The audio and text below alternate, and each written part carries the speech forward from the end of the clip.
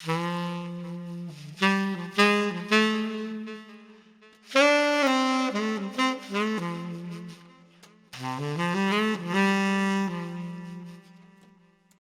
is up, everybody? I am RenaMarq, your modern Renaissance content creator, and welcome to season 2 of Per-Sception, my creator spotlight series. And I can't think of a better person to start off season 2 other than the homie SonniSayz.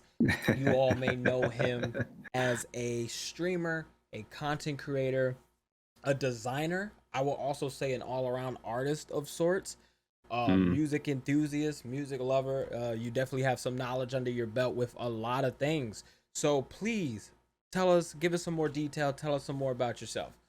Oh man, so like you said, I am a content creator, Twitch streamer, Apex.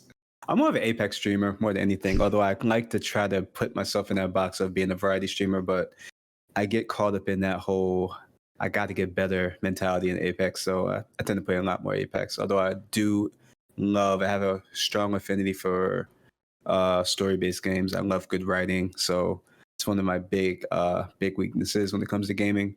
As far as music goes, yeah, I'm big into music, mainly hip hop, R&B, other things as well. But I mean, professionally, my background is in I've worked in radio for 16 years, so I have that kind of background when it comes to hip hop and R&B and all that stuff because I worked in the business for the most part. Sheesh, I didn't know that. I didn't know it was 16 years. Like I knew Yeah. you alluded to working in the radio of some nature. I did not know it was 16 years. Yeah, 16 years. I think It's that's. Oh, go ahead. I'm sorry. No, I was gonna say it's yeah, because I mean, from interning on, like the whole deal. Yeah, 16 years, Wow. probably longer. I probably lost count at some point. I ain't gonna lie to you. That's actually that very intriguing. Now, I think that's going to lead me into my first question here. hmm What made you bet on yourself? Because I know you're Mm. freelance now. Yes, I So am. to go from something from 16 years, I would say even if it's something a little bit more stable, to kind of hunker down and sit down and recognize your skills, and then to finally make the decision to more or less bet on yourself. What was that about? Like how did you come Ooh, to that fruition? that was a long conversation with myself. For real. I mean, because I mean, the state of the world and everything. When you think about it, for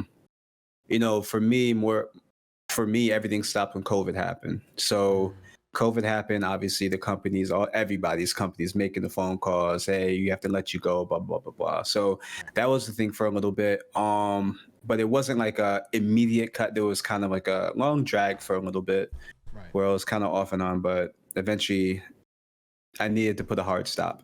Because it was just taking up too much time. Um, but like I said, it had to be a real conversation with myself because I mean, already when I was working, it's not like I didn't enjoy working in radio. I enjoyed it, but I mean, everything kind of runs its course after a while. I was already in the mindset of telling myself that this is the last company I'm going to work for. And I kept saying that over and over. Me and a friend of mine already on the side kind of work with other businesses doing web design and graphic design and stuff like that, and we do really well for it. So there's that, but on top of other things that I'm working on behind the scenes with other things. So Right.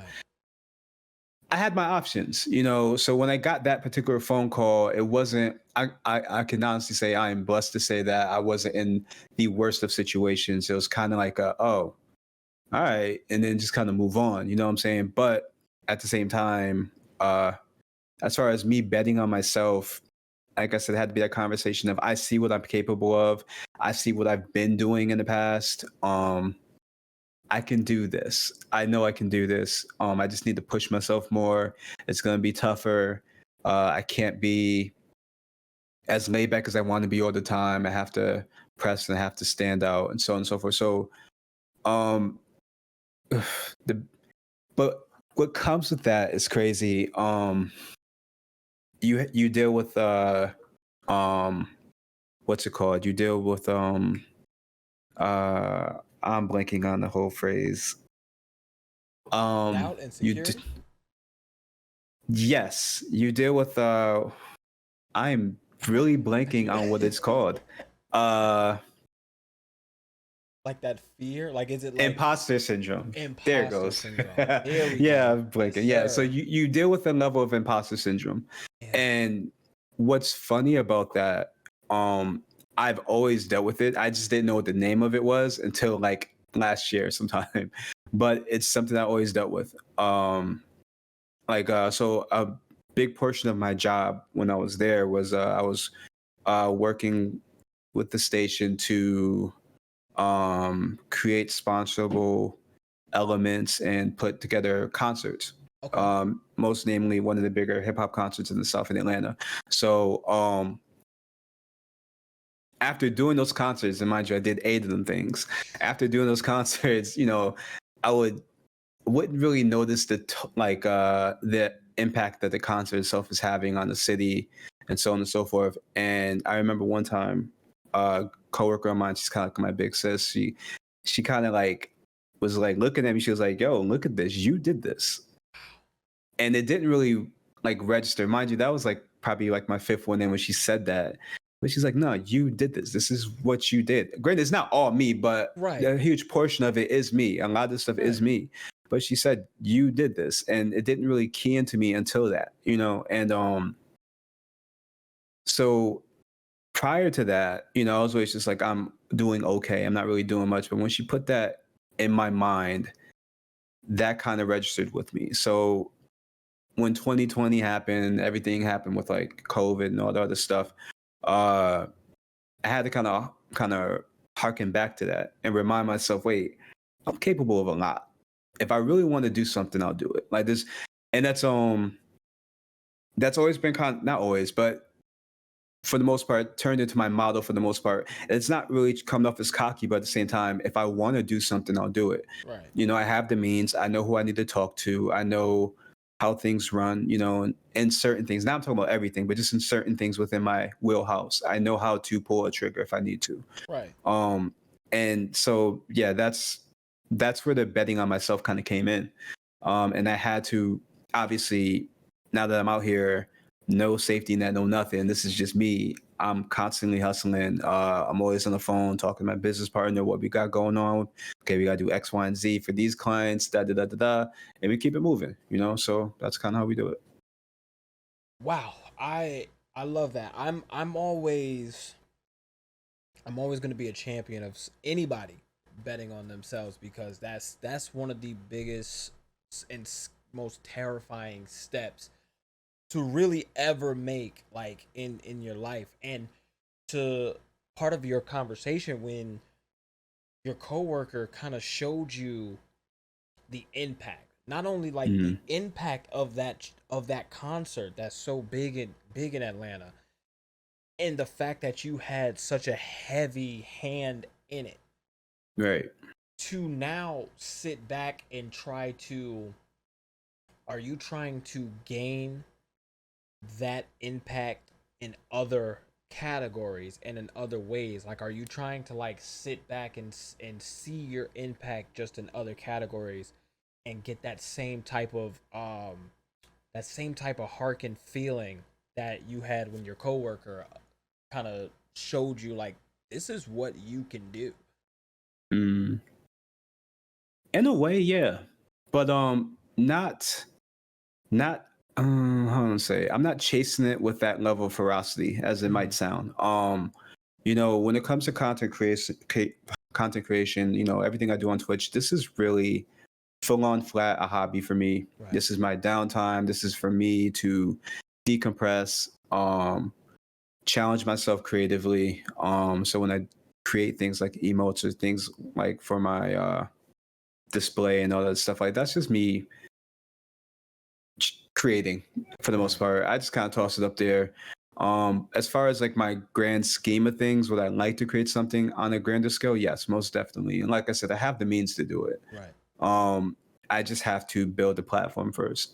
So that's where the grind comes in, but still it's a hobby. So it's a grind, but I don't want it to feel like this is a job and I have to do this and so on and so forth. Like I am actively, I'm actively pushing myself to see what I can do for the most part. That's the goal at the end of the day. See what I can do with it. If I can do some great things with it, great, and I'll build upon it. And then, like I said, I'll pull the trigger if need be, and I'll do some really amazing things with the platform. That's actually beautiful. That's beautiful to hear because people get married to the idea of platform. Like people get Hmm. married to the idea of I need to make it, but they're already limiting themselves by saying I need to make it dot dot dot on Twitch or dot dot dot Right. on YouTube. Hmm. So to even hear that you're you know what your reach is and the way that you're kind of having your hands in so many pots is more of a blessing to you. Not a lot of people can manage that type of mindset and conquer that type of mindset to a degree. Now, with platforms like Twitch and content creating, one of the biggest things, of course, is building a community. Now, how do you feel in the way of building a community through these different platforms will all kind of benefit your different gears in the long run? Um, your platform is your foundation. And as far as building your community, that's everything that's inside that foundation.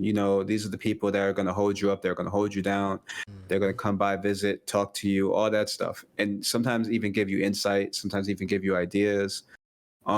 So I mean, I hold my community very close to the heart.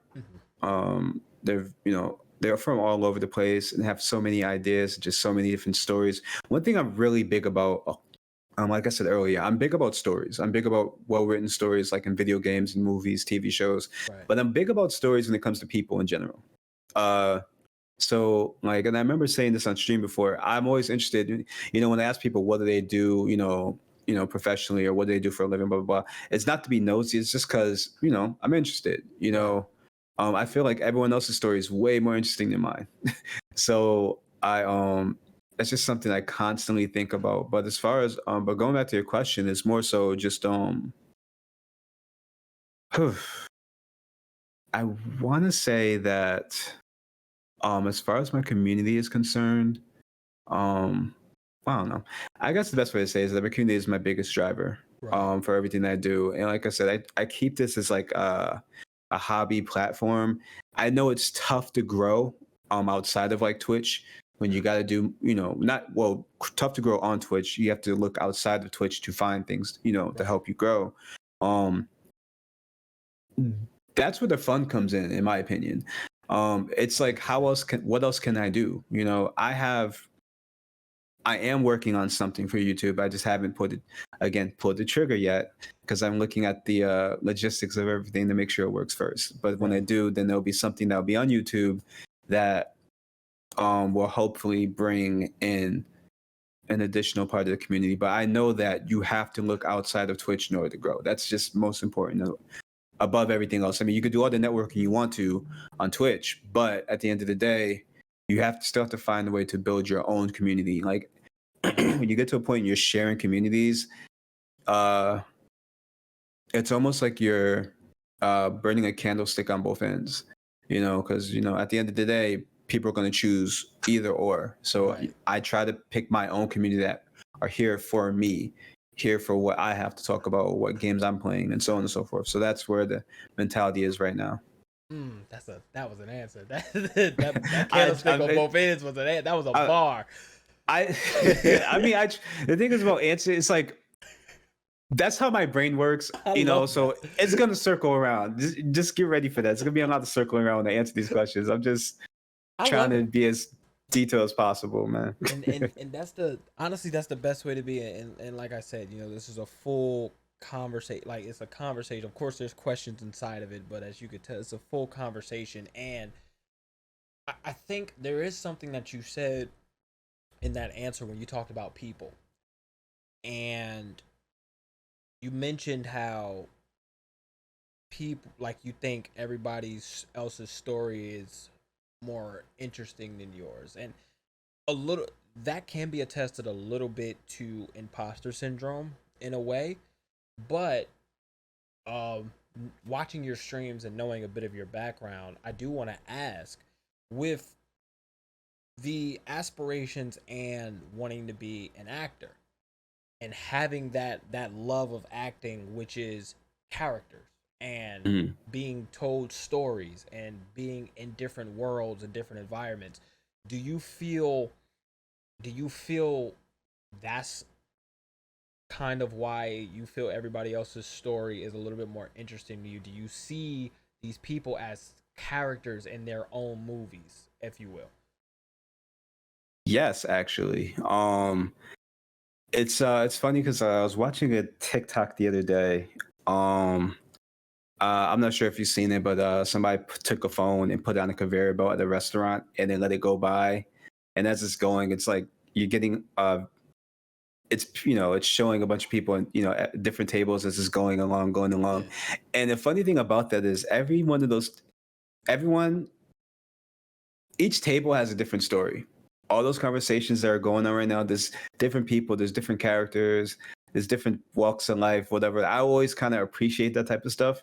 Okay. So in in the same vein, that's how I experience things. So even when like in college, my freshman and half of sophomore year, I was a theater major Right. because I wanted to do acting.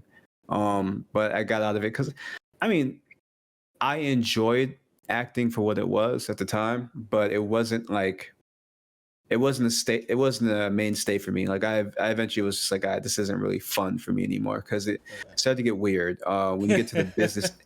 you get to the business end of things, and people are kissing ass with the professor and trying to get these extra roles and blah blah blah, and they don't like you because you got this role. They wanted their friend to Oh get the no. role, and it's just like, That's God. whack. That's real And your mean grade girls depends energy. on this stuff, and it's just like, no, no, that's not what I wanted. That's when I took it and shifted over to marketing. But yeah, I mean that was the end all be all for me when it came to acting.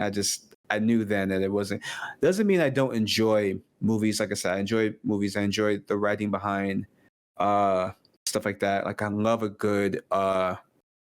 just love a good story with good characters, good antagonists. Like I'm big about antagonists. I love that stuff. So that's where the love really kind of sits for me. That's very interesting. I kind of want to pick something in I kind of want to pick some parts of that conversation. Hearing these four different points, right? Where you're Mhm. saying you wanted to go into acting, but the acting, like not really the acting portion, but of course the business behind it kind of fled you off, and then you went into marketing, which to some may be a huge jump, but Mhm. in kind of hearing what you were saying, with even with taking your love of music, with taking your love of movies, with taking your love of acting, and with taking your love of marketing, I'm noticing that you like to tell stories, Mm. because marketing is telling a story in its own way. It's just design. Yeah. Like, in order to get people to want to be interested in this event or this thing, there's a story behind that. Like, there's a story behind the design. With acting, of course, there's story elements. There's actors inside of stories. Um, with music, a lot of people tell their stories in music, and of course, with movies, their stories themselves. Right. So in having that type of mindset, or just having that type of common denominator of wanting to tell stories, and even your love of story mode Mm. games, like, Mm.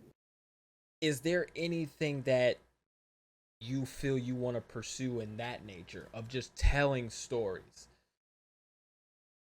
Yes. Like ideally, and this is like a long shot. I would love to. Uh, yeah. I mean, that would be like it's a huge goal, but yeah, I would love to write a story for a game. Yeah. Or be a part. in the writer's room of a game. You know what I'm saying? Like I would love just to experience that. I think more so for me, especially when things like tie to marketing, like how you said, for me, marketing more so is just the science of, how do I want to say this? It's the science of trying to determine how people will react. Yes, sir. So, the whole point of it is, there's a term that an old program director told me a long time ago, long time ago, when he said that really all marketing is just trying to find out how to hypnotize the chicken. So when you hypnotize the chicken, it's trying to find the big flashy thing that's going to catch their attention. Right. As simple as it may be, and believe me, there's a lot of simple things that you can do in marketing that just like, you go from this to this immediately, and that's what you will call hypnotizing the chicken. And for me, there's fun in that because it's just like, okay, you know what the demo is, you know what they're into.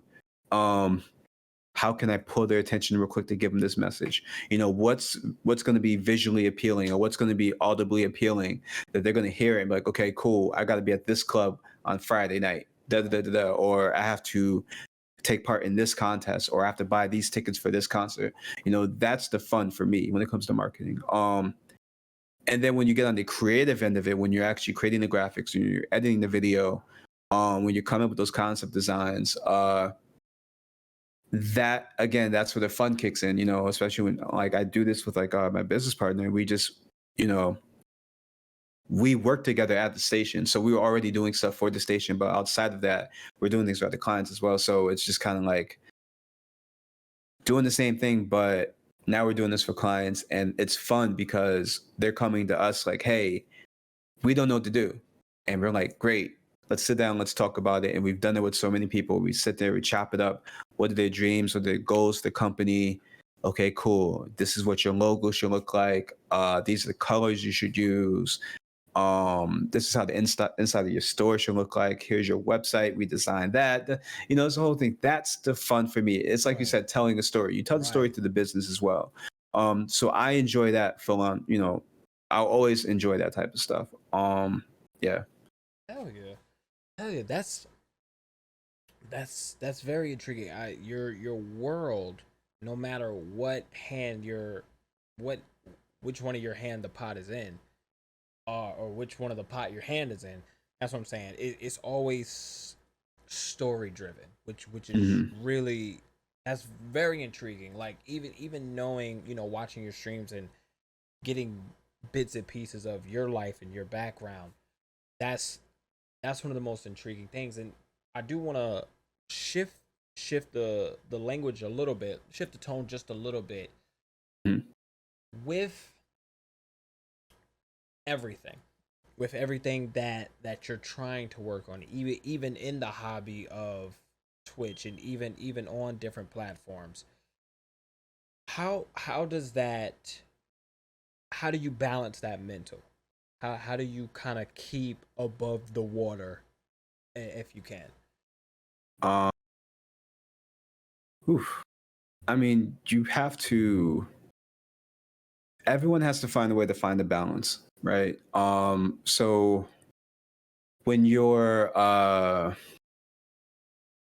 let's say, for example, the ones that are, in the streaming world, anyone that's like doing it full time, they still have a personal life outside of that, Right. So you have to find time or a reason to take a break or space, pull yourself away for a second, because at the end of the day, you're the most important person. It's just, for me, my balance is everything I do outside of that. I work out, watch movies, I watch anime, I'll play other games, but it'll be off stream. I definitely do that. Even if it's games I've already played, I will play through those and maybe just like take note of the story and stuff like that. It's very simple for me. I'm very kind of stark in the things that I do have. Like I said, I work out, I go hiking, watch movies, just things that have nothing to do with me being at this desk. And that's my balance. that when I come back, I have stories to tell my community. And it's like, yo, I went out and I did this, I went out and did that, or I was watching this, so there's your balance there, Yeah. for right now anyway. This is during Right. the COVID world, a pandemic world. Obviously, prior to that, I did so much more. I would be at this event, I would be going to this concert or meeting these artists and so on and so forth. But right now, it's kind of like, all right, this is what I'm doing now, so. I like that. I like that a lot. Uh, it's always best to live outside of your room, like live outside of your desk, live outside of this camera. Like it can very much eat you alive if you stay there and let it. And talk about outside. Mm, You live in one of the more prominent inspirational places in the world. You live in Atlanta, and mm, especially for people of color, for Black people specifically, you live in what some may call the Mecca. yeah. Now, how does that how does that inspire you to create? um I will say that when I first moved to Atlanta, it was definitely a culture shock for me. It's not like I hadn't been to Atlanta before, but when I finally moved here to live here and really get to see the people and all that stuff, it was definitely a culture shock. Seeing so many successful Black people all in one spot was like, yo, like it was just like a moment of, oh, it's possible out here. Like, whatever idea or dream I have, it's possible out here. I came from New Haven, Connecticut, and um, I remember I was working for a marketing agency at the time.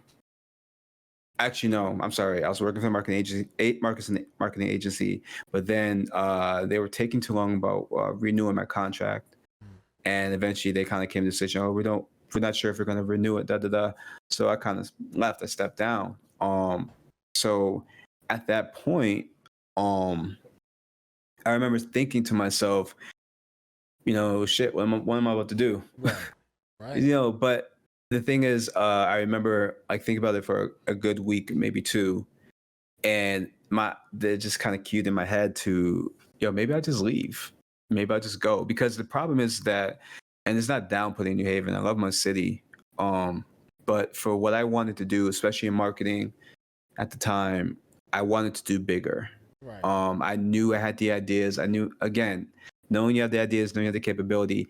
And for some reason at that moment, the imposter syndrome wasn't in on that. I was sure. I was like, yo, I can do so much more, but I can't do it here. It's such a small market. These companies are smaller. The budgets aren't what they should be. And then the other option out of that is to move to New York. But New York is oversaturated and it's too expensive. I'm not doing that. Yes, it is. So at the time my father was here and I hit him. I was like, yo, think about moving down. He was like, all right. So I packed up everything.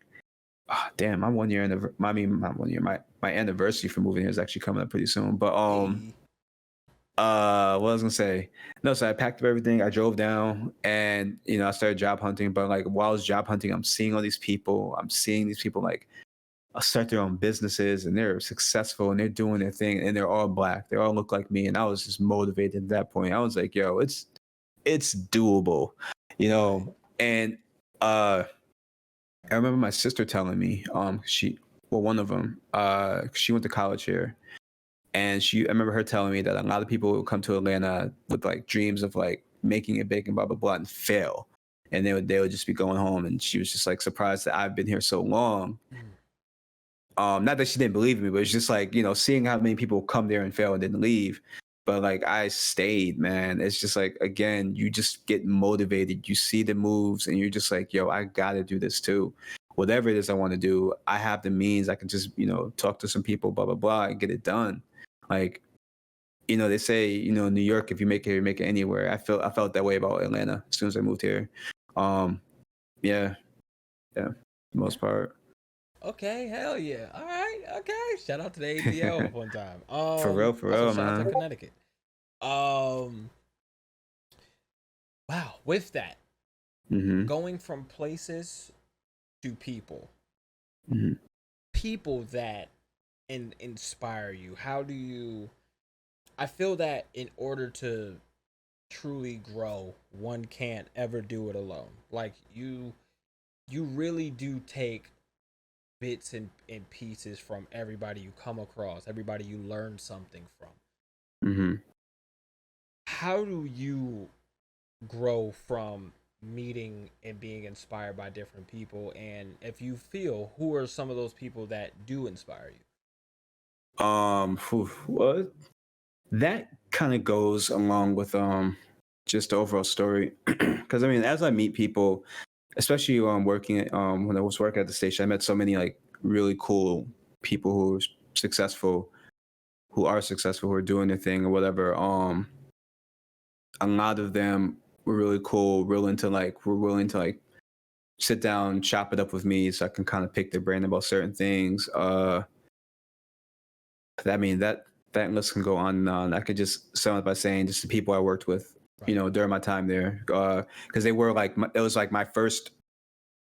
It was the one job I had when I moved down here. I didn't move down here for a job. I got that job when I moved down here. Um, Wow. but so when I met these people, chapter was like so many again, so many different ideas. I'm talking to these people. I'm getting these different backgrounds and stories, and seeing how they do things, and how they handle business, how they talk to their clients, and blah blah blah. There was a There's a big melting pot of just shit to learn, So I got a lot of that while there.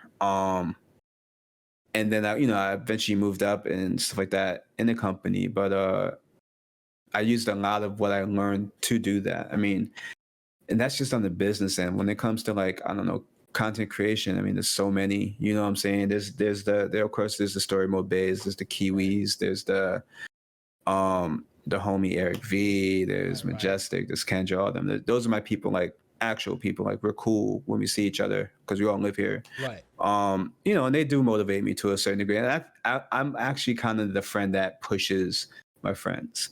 I'm the Nice. one that's like, I see what you're supposed to be doing. You're not doing this. I'm gonna call you out on it. You Nice. know, um, I'm very big about hard work. I'm very big about doing honest work. Um, like I'm if it doesn't feel right, I won't do it. If the deal doesn't feel right, I won't do it. If the job doesn't feel right, I won't do it. If the client doesn't feel right, I won't do it. I've turned down money where it's just like I don't like what you're pushing, just because I don't want that energy around me. I don't like that Right. karma, so I won't do it. But in turn for all that hard work, like seeing these different streamers put in that hard work with their um with their own stream channel and stuff like that is motivating in itself. Right. The different ideas they have Good. coming through, the different things they want to design. I enjoy that. I think that's really dope. But it even turned like I said, like my close friends, Eric and Kendra and Jessica, like I push them. I see what they're doing, and they always like hit me, yo, Sonny, I have this idea. I'm like, cool, do that, but maybe do this. And it's always Hell cool. Like yeah. we chop it up with each other, and it's good to have that kind of circle to do that. But again, I'm big about as long as everyone's doing it honestly. Yes. There's no bullshit behind what they're doing. Nobody's cheating because at the end of the day, you're cheating yourself, right? And I don't know. I'm always going to be that individual in someone's life. I do it with everyone, even outside the stream. My friends that don't even know I stream, but know me personally, know I push them. Right. What do you want to do? What is it you're looking to do? All right, then how about you look at it this way? Why don't you take these steps? So on and so forth. And that's how I am just in general with the people I care about in my circle. So like I said, they motivate me, but I try in turn make sure that I motivate them as well. Hell yeah. And everybody needs that type of person like you, because a lot of people can, whether it's imposter syndrome, whether it's literally a slew of things, a lot of people can fall stagnant or just feel content or just feel uh overwhelmed, like drowning in the water. And to have somebody being able to kind of always have that life raft and being like, hey, like I got you, I'm not gonna let you drown unless you want some bullshit, I'm not gonna let you Right, drown, right, right. right? Like, Exactly, exactly. um now I'm gonna go a little, I'm gonna get your thoughts on some things. So we're probably gonna go a little dark, but I definitely want to go into the lighter side right after. Hmm. So not to truly date this episode, but I mean it's been a thing that's been happening for a long time. It's just as of right now, it's just a lot more consistent and problematic. Mhm. The so okay, so something that's been kind of more happening recently and increasingly more problematic is of course, a lot of the hate raids going on in Twitch, right? Yep. Yep. And first and foremost, let me actually ask, have you experienced any one of them yourself, or whether you were in a stream and experienced one, or Yeah, twice. really? Yep, twice in one stream, and it was right Fuck. before my one of my most recent Apex tournament. It was one. Yeah, they both happened right before, which is That's some crazy. bullshit. Yeah. Oh my god. Okay, so of course it's be ridiculous to ask what are your thoughts, but because I of mean, course. so here's my thing, and I Yeah. said this on stream before, and I'm still holding to it. Um, Obviously, one, Twitch needs to do better, and I noticed the hashtag, but 100%. it's really 100% they need to do better. 100%. And the thing about it is that for people of color, black streamers like us, how do I want to say this? When the hate rates are happening, first it was a shock to it. Like I can't believe this is happening, but Right. then you see a lot of streamers, they have their workarounds with it, right? Right. They find ways to make fun of it when it's happening, or they find ways to just instantly block it, so on and so forth. They're doing what we as African Americans, of people of color, have always been doing in this country, and that's persevering. Ooh, that's the Um, truth. and like we're always gonna persevere no matter what the situation is. It's just who we are as people. We should not be persevering on Twitch. That's not what the Talk platform about is it. for. When we come here, when we get on, when we sign on, when we click stream now, and we're talking to our community, that's not for us to persevere. That's for us to decompress. That's for us to, talk to our people and, just have a good time. Right. But now I see us persevering, and it's like, it's annoying. For me, it's annoying. Yes. No, It's I agree. like, it very much feels like we're in the 1940s or 50s where, blacks are free to walk around, but, you're going to have one or two white people that are going to shout something racist at us. Right. But we got to like, oh, okay, they're just being them. You know what I'm saying? Right. Not 40s or 50s, because that was way more violent. I want to say 70s and 80s, Okay. Yeah. and that, I'm with you on yeah, that. that feels more relevant. But even still, it's persevering. We're just like, oh, okay, they just, race is gonna be racist. At the end of the Yeah. day, that's not okay. And if Twitch is allowing it, I feel, Yeah. and I'm with you you on that. know, I wholly agree. the whole deal is just that, yes, there's a level of these hate raids, and it's coming from these bots. Don't get me started on it's not even conspiracy. It's what I've noticed when it comes to Twitch using their own view bots. For them to have to fully stop it, they'll have to stop their own view bots. Mm. They do have their own view bots they use, and I'm not gonna speak anymore about that. But I'm with you. um, they have to find a workaround for that, and I think that's what their hangup is at the moment. So at the moment, in essence, they're allowing it, and that's what's annoying, because we're the ones that are suffering for it. Right. When we come on a stream and everyone's getting hate rated and so on and so forth, it's just annoying, man. Like, I don't know. Per the usual, we're just at the bottom of the bowl, bottom of the Right. barrel, and they're only gonna do something because we speak up. They've known that this is an issue for a long time. We've been speaking on this for a long time, Right. and man, it is what it is when it comes to them. I hate saying it is what it is when it comes to these situations, but it literally is what it is right now. I agree. So I agree. One of my biggest something I was talking about with a buddy of mine the other day was one of my biggest fears, and of course this is all assumptionary as of right now, but it's always when, like how you said, I firmly am on the belief that I think Twitch is letting it happen as well. Mm-hmm. So when that becomes the talk, when that becomes the accepting thing to like, oh, they're not gonna do anything. The only other prior case is, of course, not to stop, but it's Right. gonna escalate. And one of my biggest things is I was talking to a buddy of mine, and I was like, what happened? Like, with, of course, these are more so bots, but they're still being driven by people in some way, shape, or form. So what Right. happens at the next TwitchCon? What happens at, you know what I'm saying? Like, it's things that I feel that Twitch is not thinking of, that can potentially be major damaging risks. Like, you No, I know, agree you fully. right, you allow hate raids, now, okay, cool. You open up the door for TwitchCon 2022. Are black streamers on that platform even going to feel safe going to it?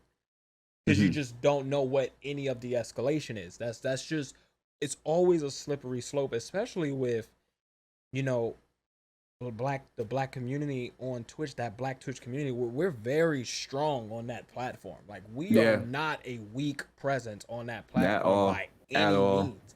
Nope. So the way that Twitch can recognize that, because they use it, like, they use us for sure. Yeah, they sure They do. they oh They're quick to man. put us on the front page for Whew. whatever reason. And it's Yeah. man. And there's people on Yeah. the front page getting hate rated. Like, it's in your Yeah. face. Like, it's in It's your in your face. face. Like 4K, you see this You happening. see it.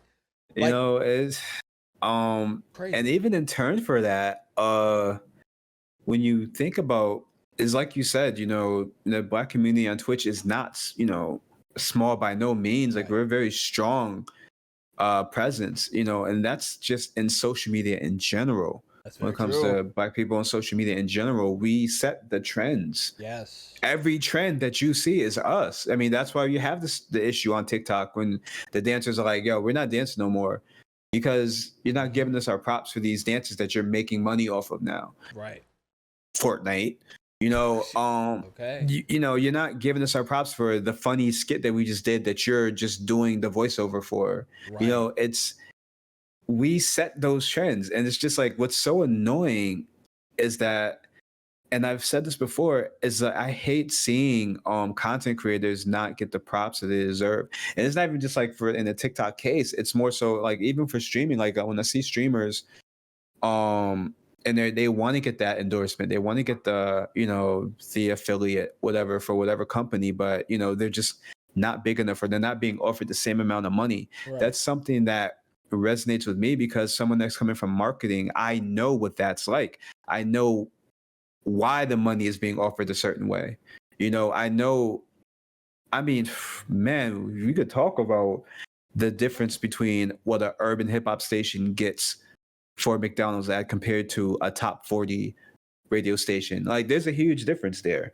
And Damn, I would have never for guessed that. clear reasons, I mean, more so for demographic, more so for reach. But when you're in a city like Atlanta, where well over 80% of the population is African American, where, the total black population for Atlanta is that of like two of your second and third biggest southern cities combined, population wise. It's, the money should skew differently for urban hip hop stations, but yet it's still not, because agencies don't know how to properly gauge black music and its reach still to this day in 2021.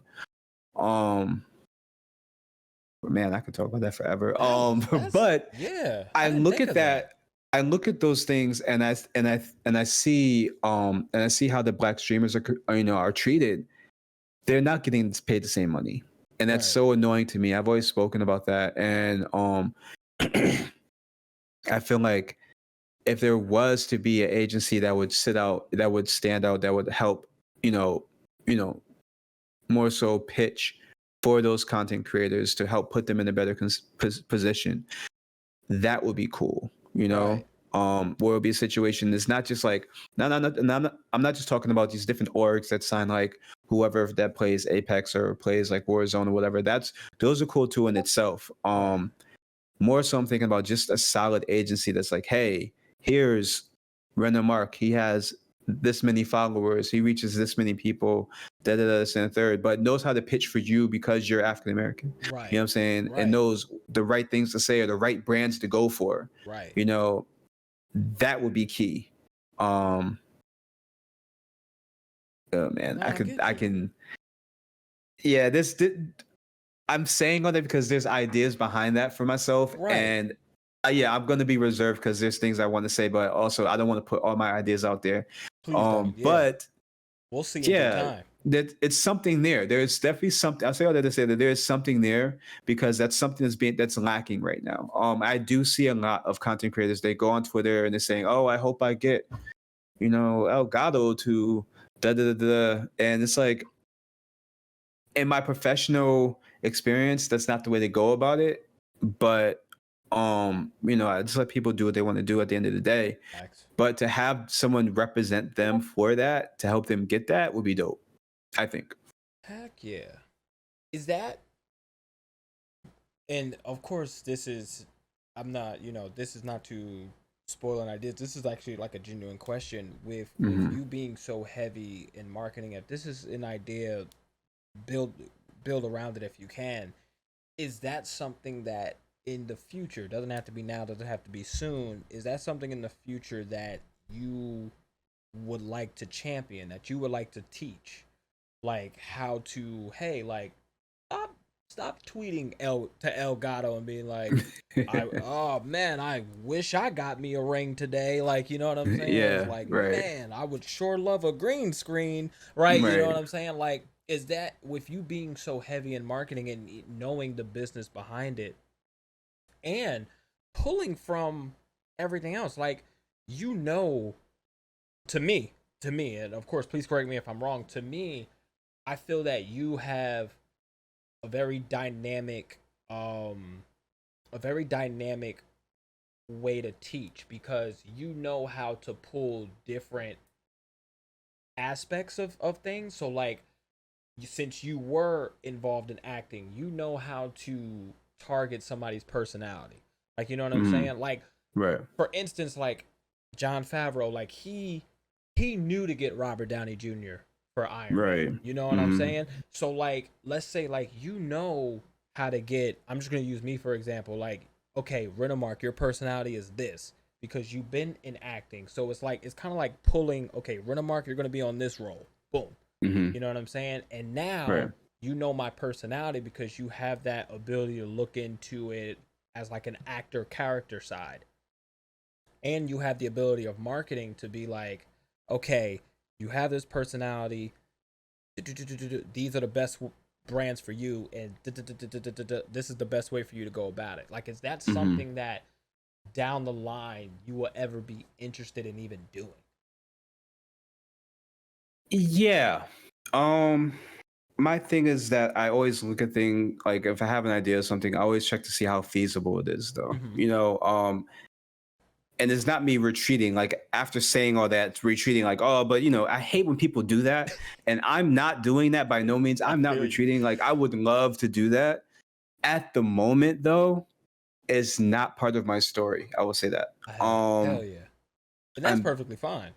Yeah, and the thing about it is that the reason why I say that is because right now I'm working on maybe a couple other things. Right. When those couple other things happen and they pull off and they do what they're supposed to, I will build upon and then I'll look at that. Then maybe it'll be more feasible at that point. Right now, though, no, I'm not. People are gonna do what they're gonna do. Yeah, they're gonna do what they're gonna do, and I'm gonna use that same knowledge to help me build up first, and yeah, I'm gonna help me build up first, and then I'll help everyone else. I like that. And like Hope said, I got rich and gave back to me. That's the win-win. So exactly. And I wouldn't even call it retreating, even in the slightest sense. I don't think you've done that at all because, like how you said in the very beginning of our conversation, you have to know when to pull the trigger. This is not the trigger for you to pull. You know what I'm Right. saying? At least for right now, or if ever.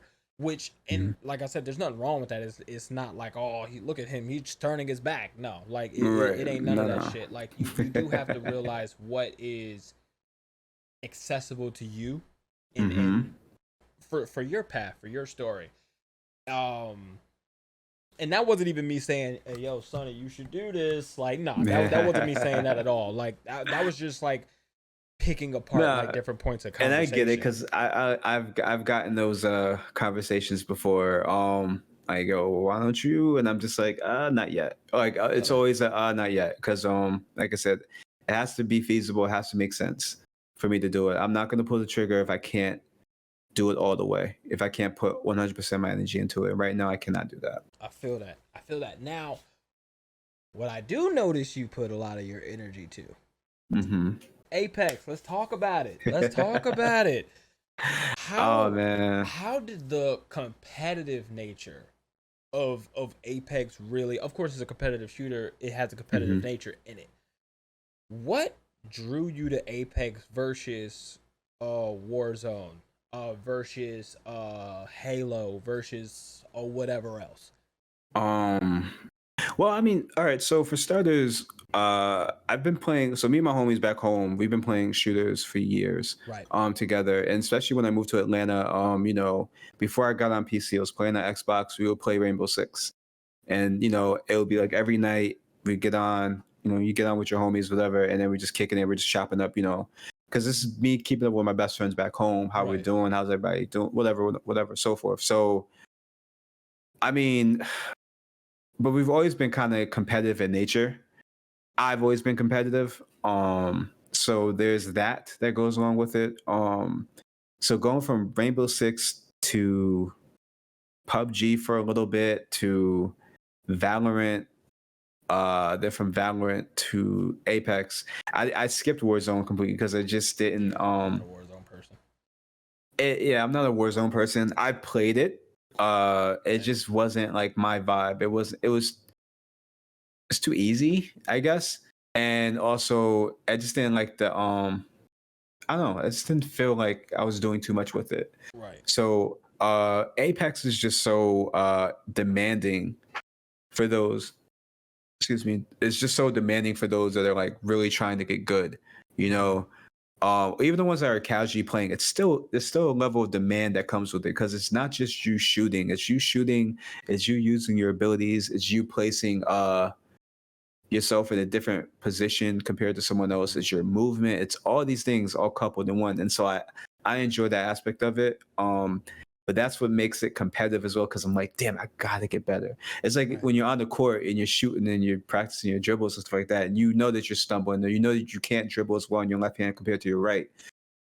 You got to practice that. You got to practice your jumpers. You got to practice your free throw shots. Right. So it's the same vein. It's the same vein. And this game kind of delivers on that, on all those fronts. I gotta practice. I gotta practice my movement. I gotta practice making sure that I keep a better position than my target. Right. I gotta practice on call outs. It's just fun. It's just general fun. So now, I've been challenging myself this year. Well, kind of started the summer. I said I wanted to do 5 tournaments before the year's over. Nice. So far I've done 3. I got 2 Nice. more to go. I might do one more after that. But yeah, I mean, I enjoy doing the tournaments. It's fun, Hell yeah. So it's good You stuff. and with the tournaments, I believe I know two of them. You hit Mm-hmm. top three. Yep. Nice. Nice. Yep. Nice. Yep. So and that was surprising to me too, because there's so many really good players.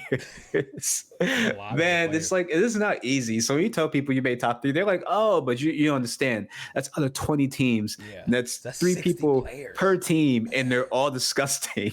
Like That's if you drop your insane. guard for a second, they're taking you out. Type of disgusting. And so, I mean, it's cool. I like to see that. I like to see that level of growth for me personally, because I've only been playing almost it'll be a full year in October. So to see that level of growth coming from me and in that aspect is really, really dope. And I just want to grow more. I want to grow more My goal, if anything, for streaming is I would like to be a more prominent Apex streamer. Nice. That's if there is the goal. But again, here's where that duality comes in, because I want to be more of a variety streamer as well, because I love story-based games. Like, I love stories. I Mm. love solid stories. I love talking about and geeking about and nerding out about the writing and who wrote it and the voice actors and how they did these certain scenes. I love talking about this stuff. So that's something else I want to do. But Apex has got a good hold on me right now. I feel you. I feel you on that. It's definitely a balance that I think is achievable, and by any means, by a lot of means actually. Do you feel that?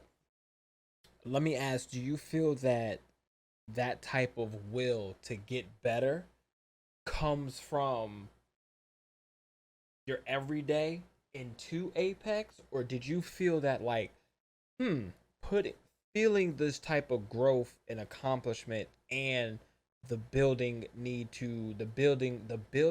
feeling of getting better in Apex has now seeped into your everyday life? Oh man, I almost want to say a combination of both. Heck yeah. Okay. um, but I definitely, I don't know, you just get caught with the bug of just like, I gotta get better. And that's also why I've been taking, this week anyway, I'm taking a break, but because, I'm very big about catching myself when I get addicted to things. Mm-hmm. So I'm like, okay, you need to take a break. You need to stop for a second. I'm good at calling myself out on stuff like that. So in this particular case, um, I know when to stop for a second, Right. let it rest or whatever. But at the same time, again, you just want to get good. It's like, and when you have a whole pandemic going on, you ain't got Else to do nothing else but to get good. do but get good. I mean, like, what am I supposed to do? Travel? I'm like, not really traveling for real like that. As much as I would like to, but I mean, not even just travel, just doing things. Like, it's just not safe still. So I'd rather just, you know, do whatever I do outside very lightly. Like, I'll go visit family and friends. But for the most part, I'm in the crib. I'm waiting for this whole thing to blow over. Hopefully, God willing, fingers crossed, whatever, Please. you know. But you Hell gotta have yeah. something that's gonna keep your mind busy. That's Right. the key thing. Because so many of us, especially in 2020, I was actually talking to a friend about this. So many people have learned so much about themselves as individuals in 2020. Yes, sir. And it's mainly because they had to stay inside and actually have those internal conversations. And not even just those internal conversations, those actual conversations with like your loved one. You Yeah. know, so Yeah. many relationships have failed in 2020 because they realized, yo, I really don't rock with you like that. Whether That's it a be fact. loving relationships or it be friendships, I've seen a lot of friendships fail, and it's pain. It's heartbreaking to see those happen. I mean, I've had some friends I stopped fucking with too, but I mean, you have those honest conversations with yourself. So, when you're stuck in the crib, you have nothing else either to have those conversations or to play video games or to watch Netflix. That's everyone's only option in 2020. Right. So obviously diving into Apex, that was part of it. I was like, either I could sit here and talk to myself, or I could pick up this keyboard and mouse, get good with Wraith, get that heirloom, flip the kunai a couple of times. I mean, it is what it is. Oh, yeah, playing Apex to avoid talking to yourself has got to be one of the funniest things. Man, it's just a real ass situation. Like, I don't feel like being in my brain right now. Let me play some Apex, or let me play for a lot of streamers. Let me play a video game. Even if you're not streaming, whatever you're doing, let me do this so I don't have to deal with the Myself. nonsense going on outside. Yeah, My actual, and it's not running away from your responsibilities, of but at the course. same time, the world is crazy. What are That's you gonna facts. do? That's facts. You know? Of course, the last couple of things to keep it light. I gotta hear your thoughts on oh, and actually before we wrap up the Apex community, shout out to Peach. Peach FPS. Oh Shout yeah, out to always, Peach. always. We're You are a protecting Peach at legend. all times. Protect Peach at all times. Shout out to Peach. You are a For real, for legend. real. But to keep it light, I definitely wanted to story games. Story games. Hmm. I know one of your biggest loves, Final Fantasy. Good old Yep. Tifa. Talk about it. Talk about it. So Final Fantasy VII is my favorite game of all time. It is. It's such a and it's such a dope story. Like I I remember playing like when my mom got me my PlayStation years ago, and I remember playing what game did I have first? My first game was something called Nightmare Creatures. That's the game she got for me because she went there. She wanted to give me like something because I guess I got good grades. I don't remember what the hell I did. I just knew I came home and then her and my stepfather walked in this big box of this PlayStation. I don't even know what I did to deserve it. I was like, all right, cool, great, wonderful. So I remember her. She said that she had asked him. He likes violent games, so and it was like, oh, get him Nightmare Creatures. That game was horrible, by the way. But whatever. My second game was Final Fantasy VII. During that time, I remember seeing the commercial for it, and it was just so wow and mind blowing. This commercial, this character, it looked so real and like cinematic, and I was like, I gotta try this game out.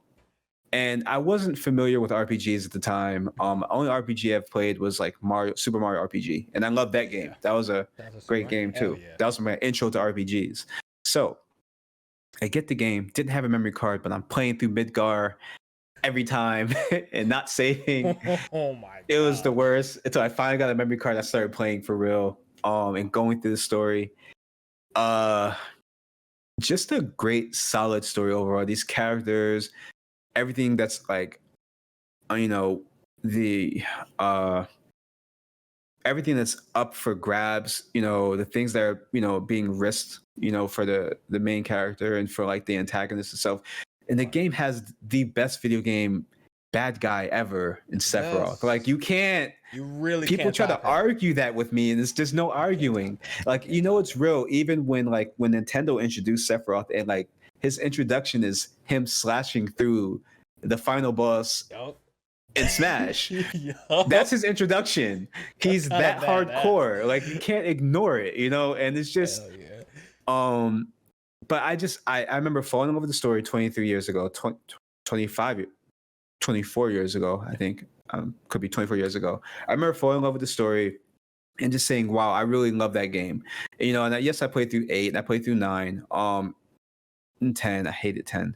But 7 always stuck with me. Right. So one of the pluses of 2020 was when Remake dropped, because I was waiting for this game for so long. And we're all inside and pandemic, and then you find out that some people were going to get delays because shipping is slowed down because of this whole thing, blah blah blah blah. The game got delayed because all this stuff was happening, and all I wanted was to play this damn remake. So when it finally came through, I was so happy, and it's just like it delivered on all fronts for me. I'm happy that there's people that aren't happy that it's in parts. I don't mind that. Again, I'm big about story. Mm-hmm. I'm big about what are they delivering on this one that's different from the original, and then come to find out it's a lot. And again, like I said, I'm big about the stories. I'm big about the characters, and I just enjoy it. Man, I love it to death. But as far as like story, yeah, that's all I'll say about that. I love Final Fantasy VII. That's my answer. Boom. I don't blame you. Final Fantasy VII, I believe I only played 2 of them. I played, of course. Mm-hmm. I feel like everybody and their mama probably played Final Fantasy VII at this point. Well, at least from our generation, PS1 people, or PSX people. But also, what was the one with the afro and the dude who had the black dude with the afro and like the chicken in his head? That was 13. I hated that one. I couldn't stand it. Yeah, and no one likes 13. Couldn't stand it. No one likes 13 at all. I couldn't stand that one. But like, the reason why I wanted to ask you that is like to hear that type of love for certain stories, and going back to what you said, where like wanting to write or be in the writer's room for stories and things like that. I do truly and honestly think that when you do get there we go. Like when you do get to that point, because I fairly well believe you will. Trust and believe. I fairly well believe you will. When you do get to that point, I feel like that's gonna stick with you. Like everything that you have said in these conversations has something to do with story, and I feel like that's going to stick with you the most. So when you do get to these points, like I truly think you're going to do some dope shit, yo. I I appreciate truly that, think man. you're going Thank to do you. some dope shit, man. Like I can't wait to experience whatever you do, honestly. Man, I And appreciate that. I do have some ideas, and like I said, it's about the feasibility right now. I've been hashing away at it for the past couple of weeks. I want to start pulling that trigger very soon to get this out to people, because I think I can deliver something slightly different but still fun at the same time, you know? hell yeah. And as always, I want to keep it like I want to put like our community, I say our community, I mean like, people of color, black people, our Right. community in this gaming space at the forefront. You know what I'm saying? So Definitely. there's a lot there that I'm trying to make sure I encompass everything. So when I do it, it's all understood what I'm doing this for and how I'm approaching it. You know what I'm saying? So that's the goal right now. There it is. And there it is. And that's our hour, man. Hey, Right? that was quick. Right? Hey, Everybody, yo, this is SonniSayz. Thank you all for checking out the Per-Sception episode. Sonny, thank you for joining. Honestly, man, man, truly thank you thank you for for having me, joining me. man. For Of real, for course. real. And of course, everything about Sonny will be in the description below. And Sonny, I will let you take us out. I'll let you take it away. I mean, yeah, Mark, thank you again for having me, man. Guys, follow me on Twitch. Everything is Yes. SonniSayz. That's Twitch, that's Twitter, Instagram, TikTok, all that. Uh, Thank y'all again for just listening to me ramble on about my random ideas. There it is. And yeah, that's what I got. There it is. And if y'all need marketing, I'll help you. I got you. there it is. I mean, it is what it is. But yeah, I think Sonny's one of the greatest people where if you want your story told, go to somebody who has that passion for it. Love y'all. Appreciate y'all. Renaissance. Peace. I'm in recording now.